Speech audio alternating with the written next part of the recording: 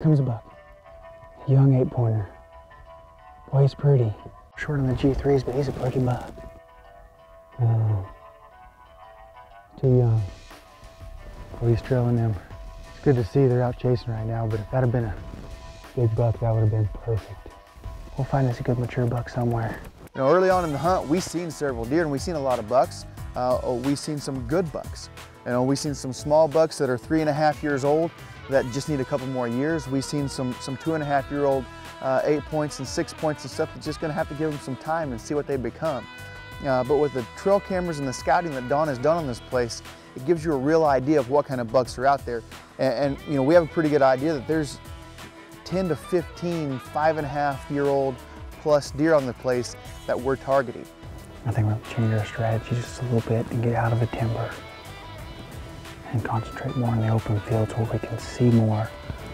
Let this 270 Winchester reach out there a little ways.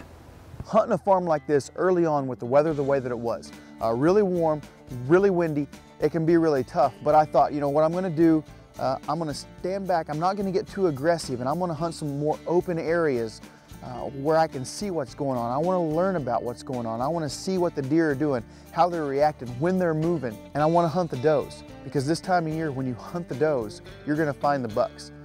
Up there about 200 yards, you can see the edge of a field, some green grass, all right? That's gonna be a spot that these does are gonna be out feeding in, and these bucks are gonna cruise the edge of it on the downwind side, scent checking that field. The wind's blowing in our faces, blowing from that field right to us. These bucks will wanna cruise this edge, scent checking for those does.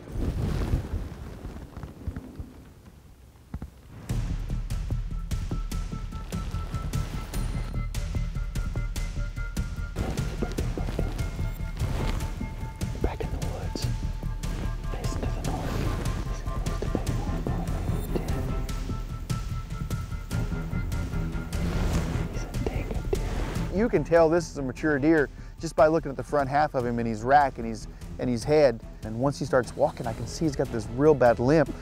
And every step that he takes, his nose almost hits the ground. You know, he's limping so bad. This is a deer that I'm gonna try to kill because he's mature enough and he has a great rack. If he'll come right there, I can kill him. No, the deer's not 150 yards from us. He's plenty close to shoot, but he's in the woods. There's never a clear shot.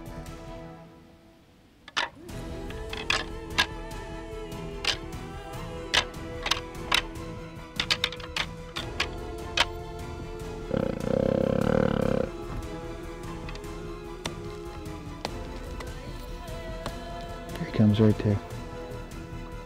All right, wait for him to stop. And he comes out and he's facing the food plot, and I'm looking and I'm like, all right, buddy, I know it's killing you to walk, but if you'll take 10 more steps, you'll be in the wide open food plot and I'll be able to make the shot. Coming out. All right, as soon as he stops. Oh, there he goes. No way. Out of nowhere, the thing just beds down and he stays right there bedded down until dark. It is November, it is the rut, and it is Missouri. And it's just a matter of being out there and putting in your dues and paying your time out in the field, because eventually one of these big mature bucks is gonna make a mistake.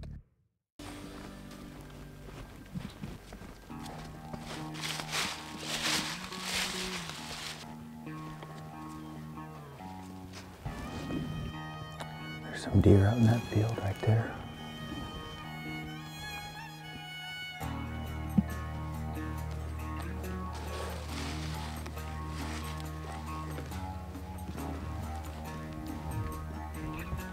Mature does out in the field right now, this time of year. There should be some bucks along any time. There comes a little buck right there. Little young deer. Walked down this tree edge, you know, just kind of keeping ourselves out of the field. Got down to an area where we could see, and I could see does out in the middle of the field. And I could see a couple of small bucks out in this field. And I get to watch and I'm thinking, you know what? There's too much going on right here for me to move any further. I'm gonna sit down right here next to this tree and I'm just gonna chill out for just a little while and see what happens. The temperature, we lost like 50 degrees yesterday. It went from 70 degrees down in the 20s. Wake up this morning with this big frost on. Haven't seen a whole lot this morning, but the deer are starting to move.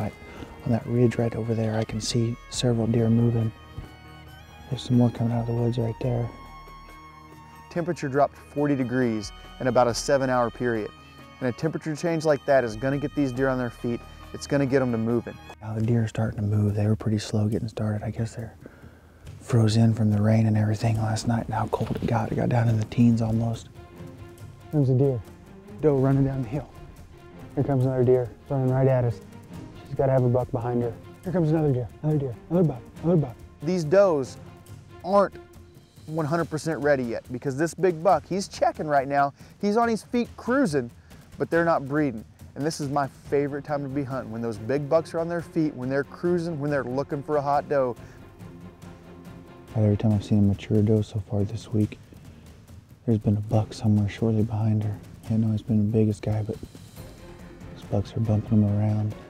When these big bucks are up on their feet cruising, this is my favorite time to hunt because that's when they can be killed. That's when they're most easily seen. They're on their feet looking for a hot doe. I want to be out there every chance I get trying to find one of those mature bucks. Several deer moving around out there. I got some mature does out. Big buck right there, right there. He's a shooter, that's a big buck. He's headed right over that ridge right now.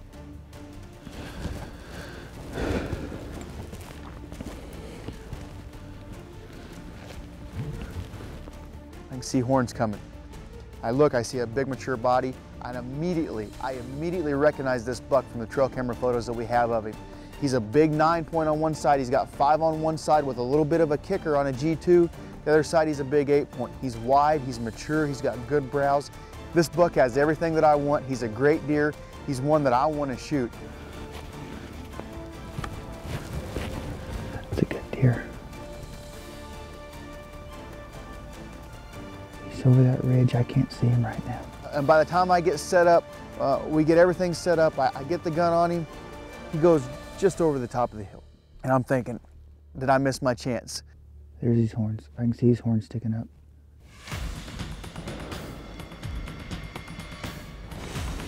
I took a deep breath right into my scope. I was getting pretty nervous. 200, 250 yards.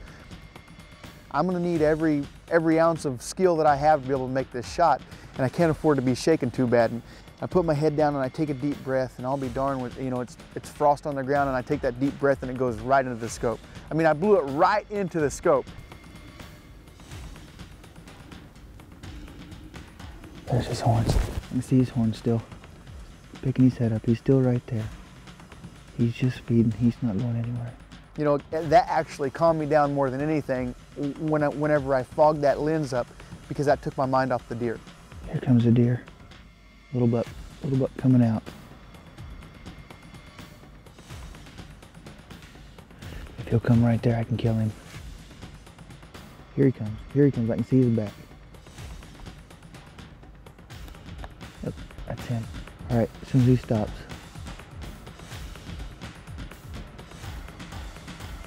Here we go.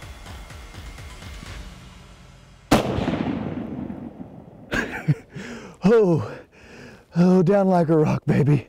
I squeeze that trigger on that Winchester Model 70. That 130 grain Winchester ballistic tip comes out and hits him right in the front side of the shoulder, and that thing expands and boom, knocks him down right there in his tracks. Oh, yes, sir. That's a mature deer right there. Holy cow. What a buck.